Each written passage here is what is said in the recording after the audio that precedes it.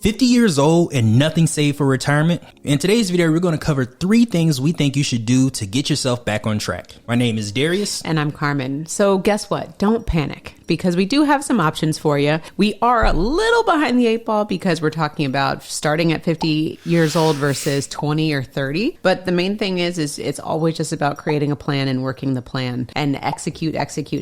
So first and foremost, I just want to have a little bit of dialogue with you, Darius, before we go into the points as far as why do we get to 50 years old and maybe not even have a plan for our retirement? Why do you think that is? It's because that's what we plan for. When you have a plan, you're able to execute on that plan. When you don't have a plan, you're planning to have nothing. Planning to fail. You're planning to fail. In that instance. Right. So we get to this position quite often as individuals when we don't have a plan. Yeah. And I think too, I was trying to put myself back in corporate America days. And I know that I wasn't super proactive with my retirement accounts or even my retirement plan. I knew that that was part of the benefit package, and I contributed basically whatever the minimum was and kind of left it at that. But I also did take it to the next step, talk to financial professionals and try to really prioritize my money. And for me, it was just ignorance. I didn't know that that was something that I should do. Maybe that's for you as well, who's watching this video, and you realize you get to the prime age of 50 years old and you're like, I don't have any money for this retirement, so-called retirement. Right. I think a lot of times what happens is in our day-to-day life, we're putting out fires. Yeah, that's a good right? point. Mm-hmm. Whatever's the whirlwind. The whirlwind. Whatever's in our immediately that we can take care of, that's what we do. And when we think about retirement in 20s, you're saying, oh, I'm not going to retire until like 60 years from now. Yeah, you put it off and you put it off. You put it off. And then you look up and 30 years later, you're 50 years old. And I mean, just time just goes by so fast, especially when you're busy. Yeah. Yeah. So the things. So prioritization.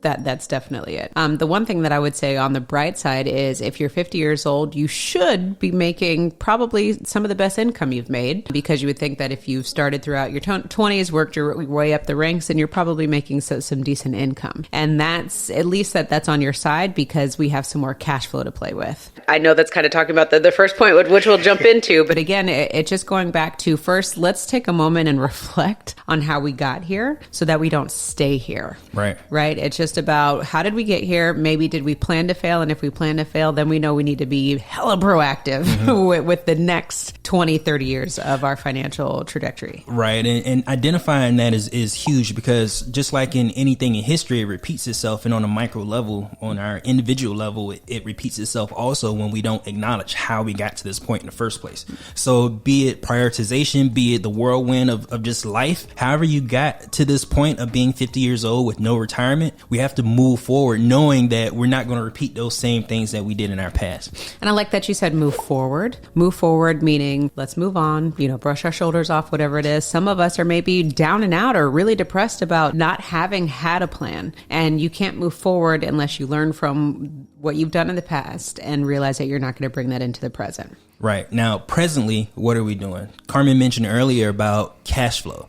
Are we cash flow positive? Right. And if we're cash flow positive, then we're good. We can move on to maybe putting some income aside for retirement. That's a big check. That's a big check. Big check. Now, you know what? Now that I think about it, the reason why I think a lot of people don't have money for retirement is because they use their retirement income for other things. Oh, like tapping into that borrowing from it, borrowing against it, add that additional into the house, or borrowing from it to pay off some of those debts, hardships, whatever it is. That's such a good point. I didn't even think about that. Absolutely. Because I know we dipped into our retirement accounts because the money was there, right? And we needed it for and we didn't have a good enough reason to do so.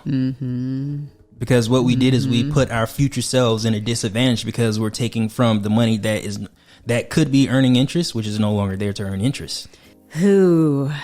Yeah, I'm just, again, reflecting, that I'm going down memory lane because that hurt my heart. But it's so true. And we know so many people who dip into their retirement funds. And don't get me wrong, it's a pile of money that should be used, right? But then if that's the only thing that you have to rely on, like you said, you've affected your future self and what you can potentially do with your retirement. So that's a big point. That's a good point. But again, the topic of discussion today is what 50 years old. What can you do moving forward? Yeah. So the first thing we can do is make sure that we don't dip into our retirement, because maybe that's how we got to this position in the first place, where we don't have enough money because we dipped into it. What do we need to do prior to make sure that doesn't happen? And that comes back to cash flow. I feel like we need a pledge. Can you raise your right hand? I will not dip into my retirement. Will not dip into my retirement. Moving forward, I need to hold my horses and create a plan before I dip into this piggy bank, because I need this piggy bank for retirement. Yes, I do. Everybody, I will. Everybody agree with us? All right, perfect. But you mentioned free cash flow. I think it's important for us to define what free cash flow means. Okay. Income after all your expenses are paid for. And when we're talking about paying yourself first, right? So on even this channel, after savings. Yeah, well, on this channel, we always talk about paying yourself first. So you pay yourself first, meaning save money, right? Because your bills wouldn't get paid without you having to go to work. So you're essentially paying yourself a certain wage for getting up and doing what you got to do. And then you pay your bills. And then whatever money is still left over, that's what we consider free cash flow. So discretionable income. And that's what we consider that big check that's in your advantage if you have that, because now we can use that to accelerate your efforts. Right. Now, the very first thing I think when it comes to prioritizing our cash flow is what programs are there available ahead of time. And a lot of times what's available is our retirement accounts. Okay. Our Roth IRA, for example. And the reason why I say Roth is because your current employer may offer a match. And if we can contribute up until that match, that's 100% return on our money just from putting it into this retirement account. Yeah, but I think going back to why you specifically are talking about Roth versus 401k is because we don't want to play in a pre-tax environment. So the difference between a Roth, and we're talking about like a traditional 401k, or even a traditional IRA, is the fact that your money goes into these accounts and they're not taxed. And then once you retire, then that money will receive some sort of taxation. So what we recommend that you do is look into a Roth IRA. So if your company provides that, and contribute up to the match. So that they may match you at 4%, 5%, 6%, whatever it is, and max that baby out up into that company match. And specifically a Roth, because we want you to deal with an after-tax environment, meaning they take the tax off top and then whatever's left is put into that account. Right. And the reason why we say this is we were always taught or asked if we want to pay interest on the seed or on the harvest. Right. Yeah. And when we put it in a pre-tax environment, we're paying interest on taxation on the seed. And the harvest is always a lot bigger, so we don't want to pay taxes on the larger amount. No. Because we have no idea what taxes are going to be in the future. Yeah. And chances are just guessing. No, I'm sorry. You said that backwards. With a Roth, you're paying taxes on the seed. Right. Just want to make sure that we clarify that. With a Roth, you're paying taxes on the seed. Yeah, you want to pay taxes on the seed, not on the harvest. Not on the harvest, meaning the deposits that you put in, that we consider that a seedling, right? So you're going to pay taxes on that, and then you don't have to worry about the taxes when you retire from what those seedlings produce. Mm-hmm. Let's think of a big old cornfield. Right, you're going to be taxed on the seeds that you put into the cornfield, but not the harvest of all of those corn stalks. Mm-hmm. But when you contribute to a traditional 401k or a traditional IRA, you're going to be taxed on the harvest, meaning you're not taxed on the seedlings, you're not taxed on what you put into the account. But once that account is at the mature age of whenever you decide to start taking distributions, you're going to be taxed on the harvest, which is the larger account of what it's accumulated to be. Right. So I just want to make sure that we take a moment to decipher that so you understand what we mean. And for me, for being visual, besides all the numbers, so that's what we have Darius for. But for the visual piece of things, it really helped me recognize, like when I'm driving down the road and I'm looking at these cornfields or whatever it is, I'm like, man, I don't want to be paying taxes on all of those ears of corn. So for me, it just really stuck up as far as what am I doing with my money and how is it being applied. Yeah. That was good? Yeah, that was good. All right, moving on. You know what I was thinking? Is like, what cornfield you seen growing up? Okay, my southern gentleman. Now, after we've contributed to our retirement account, we all know that that's not enough. There's only a certain amount of money that we can put towards our retirement account. And then on top of that, what we're saying is only contribute to what your employer is matching. Yeah, don't do any more. Don't do any more. Yeah. Now, after that, what you want to do, of course, we're going to say cash value life insurance. The reason being is there's no maximum amount that you can put into this account, and it's after tax dollars. Yeah. So we have something similar to your Roth, very, very similar, not the exact same thing, very similar to a Roth, but there's no maximum contribution. You can contribute as much as you want to that cash value life insurance policy. Yeah. And, big shocker that we're talking about putting your money inside a whole life insurance policy. And again, the reason why we continue to stress this on our channel and why we feel like it's so important is because really we're just looking for a storage facility to park our capital where we can earn a guaranteed rate of return, in addition to the opportunities for us being able to invest. I feel like a lot of time people just think that, Oh, we're just putting money in a whole life insurance policy and just letting it sit. Never is that the case. Money should always be in motion, but for us, we like to double dip. Right. We like to earn interest as much as we possibly can. So we first start with the storage facility of whole life, and then we move those funds from the whole life policy into different cash flowing assets. Right. And I think a lot of times people get wrapped up on the fact that we're using this as a vehicle instead of what this vehicle can do for us. Yeah. Because the life insurance policy, that's actually just second in my mind. The death benefit is second. That's not the main course. Mm-hmm. The main course is a cash value growth within this policy that we can use to do the next step. Mm-hmm. And the other thing too, a lot of people comment in our comment section below about is as far as like the cost of insurance. And that's something that we should address too, because if you're 50 plus years old, the cost of insurance is going to be more for you. So your whole life insurance policy is going to be more expensive than somebody who started in their 20s. But again, the point is we need to create a solid foundation for you and your family. And a lot of times, if you don't have a plan for retirement, then chances are you Probably don't have a plan for your death. Just throwing that out there. So if you don't have any protection for your family, any funeral expenses needing to be covered, whatever it is, it's important that we got to start somewhere. And the best thing that we like about whole life insurance is it allows us, again, to double dip in a different form. We have money that we can use for savings and investings, and then we have money that is also going to protect our family. So you have to look at it from a different perspective of just like, Life insurance. What am I doing with this life insurance? no, we're looking at this as a strategic play, because if we just put our money in savings account and we passed, our family would get whatever the money that was in savings. But in this case, if we pass and have life insurance, our family is going to get the death benefit, which is traditionally significantly more than what we just have in our savings account. I 100% agree. And, I couldn't help but think, like, recently I just went to a family member's funeral who was younger than me, who didn't necessarily have the proper things set up, I guess, because they figured since they were young, everything. They didn't need to worry about it. They didn't need to worry about it, but they did. But, I mean, it was unfortunate, the fact that we,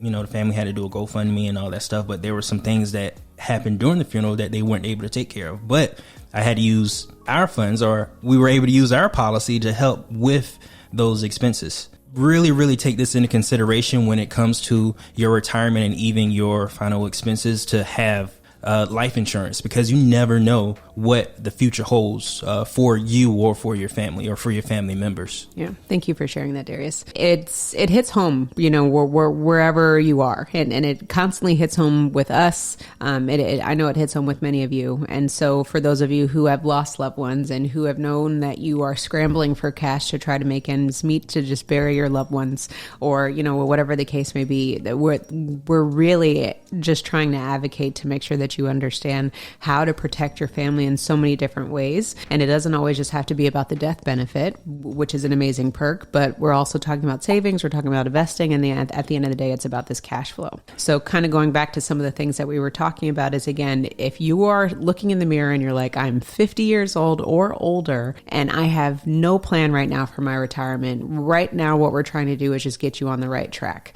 So the main thing, like we said, for the very first point is you have to establish what is your free cash flow, because we're going going to use that free cash flow to accelerate your efforts, like we said. And with that free cash flow, we would hope that you would use those funds or prioritize those funds to start a whole life insurance policy, or maybe another if you already have one, so that you can get your money in an environment where it's going to earn a guaranteed return that will then allow you to do other investments. Right. And you forgot to mention the after-tax retirement. Oh, the Roth. That your employer contributes and contribute up to the maximum amount that your employer matches. Yeah, because if you already have that going on, you might as well just continue contributing to it. Right. So if your employer matches 5 and you contribute 5, that's 10. And keep it at that. And then the rest of it, if you are contributing over the match, then we're going to utilize the amount of money that you're contributing over the match as your free cash flow. If that makes sense. So if your company matches at 5% and you are paying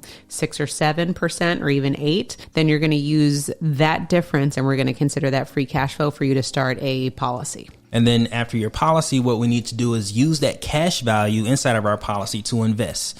Now, this is the meat and potatoes on how we're really going to accelerate our retirement, because we need to have double-digit returns on our investments in order to get us from where we are to where we need to be in the next 15 years or whenever you decide to retire from 50. Mm-hmm. And this is really a solid plan, I would say. Like this is even a solid plan that we would probably tell someone who's even starting in their 20s. And that the only difference is they just have more time to accumulate more funds. And that's the only difference when you think about it. When you think about retirement, whether you're 50 years old, 40 years old, 30 years old, what you have on your side is time, or what you don't have on your side is time. And the way you go about executing to get to where you need to be for retirement, you have to do the exact same thing. You have to identify where you have free cash flow. Mm-hmm. You have to identify, okay, if I have an employer that matches, you need to get that money. Mm-hmm. And then from there, what we've done for ourselves is we put our additional cash flow into cash value life insurance policy, and we use that cash value to then invest. Yeah. And the main thing, so then with the investing piece, the third point that we're jumping into is talking about investing. Your money needs to be moving. So we got to start moving it. So we have money in retirement tucked away, ever so cozy. And then we have money tucked away in a life insurance policy. And then what we're going to start doing is utilizing the funds from the life insurance policy to create double-digit returns. At the time of making this video, we're actually not going to state what the specific double-digit return could be, because it changes constantly. Right. And the other thing too is you also need to be able to do your due diligence and to stand behind your own investments. So what we're challenging you to do is start looking into does that mean I'm going into the stock market? Does that mean I'm going into real estate? Does that mean I'm going into crypto? Does that mean I'm going into precious metals? Well, what does that mean for you? And you need to do your research, and you need to be competent in these investments that you get involved in. And that's why for us, we're never going to say you need to do this one thing beside when it comes to investing. I'll always get a whole life insurance policy in our books. But when it comes to investing, you have to diversify your efforts and not just put all of your eggs in one specific basket, meaning putting all of your putting all of your income into just stocks. Right. We always talk about there's at least 4 to 5 different ways to diversify your assets. And we can talk about that, or you can click on this link here, because we've actually listed those before in a previous video. So right now it's just about what can I do to start getting double-digit returns so I can move my money and be as aggressive as possible. Yeah, well said. Let's talk about the point of being a specialist in your specific niche or investment. The reason why you need to be an expert is because that's how you're going to get double-digit returns. When you give up control of your money to somebody else and you get a return, that's because you have to split those returns with somebody else. So a lot of times there are double-digit returns that are there, but because you have to split it with the person that's actually controlling the money, you don't get as much of a return as you should. So you should be an expert. You should always be an expert in what you're doing and the money making business. Yeah, your income, what you're doing. Income. You should specialize in 2 different things: what you're doing, which makes you a bulk of your income, but also the business of making money. Mm-hmm. And that's different for everybody. Everybody has different risk tolerance. Everybody has a different expertise. Everybody has a different feel for the type of assets that call to them. It's important for you to do something that you really, really enjoy doing. And I'm glad you mentioned the word risk tolerance. What does risk tolerance mean? That means how much risk you are willing to tolerate. So that basically means how much research are you willing to do before you put your money into it? Because if you don't want to do any research, but you want to put your money into something, that means you have a high risk tolerance. You ain't trying to do nothing. You ain't trying to do nothing. Yeah. But you also got to be okay with losing some money. Exactly. That's what that means. That's what that means. Yeah. But I say that I pointed that out specifically because the other thing we want to make sure that you're aware of is just because someone says that you should do this because you're going to get double-digit returns doesn't always mean that you should just get involved into it. You also, like we said, you need to do your due diligence. But the main thing is you should never have to take a risk. I'm going to say that again. You should never have to take a risk, because if you're taking a risk, it's because there's a gap somewhere. What is that gap? Is there a gap in education? Is there a gap in the actual deal itself? Mm-hmm. Is there a gap in the person who's trying to finagle the deal? What's going on? Because anytime we get involved with any sort of investment, there's never a risk. We know exactly what's the expectations are. We know what the exit strategies are, meaning if this were to go awry, this is how we exit with our money, so that everybody can walk away and be fine. So again, with investing, I feel sometimes people are always like, oh, we got to take on this big risk. You do not have the ability to take a risk. And you said the person you're giving your money to aren't taking any risk because they're not using their money, they're using yours. Ding dong. So you're the one taking a risk. And the other thing too is you're 50 years old or older. You cannot take any risk because, again, time is not on your side. People say when you're 20 years old, 30 years old, whatever, you can take on more risk. You should never take on more risk, regardless if you're 2 or 200. But I want to continue to stress this. You should never take on any risks because everything should be black and white as far as what it is that you're getting involved in and how are you going to walk away with your money and hopefully with your money and some interest. Right. Now, if you're 200, you can sell the fact that you're 200 years old. You're 2 or 200. You need a YouTube channel. Yeah, you need a YouTube channel. Because somebody needs to know how to longevity. Exactly. Now, we can talk about this all day, but at the end of the day, what you have to do if you're 50 years old and you have nothing saved for retirement, you have to grab that bull by the horns and you have to ride that bad boy into the sunset. So what you have to do, identify your free cash flow, contribute to up to the maximum amount that your employer matches.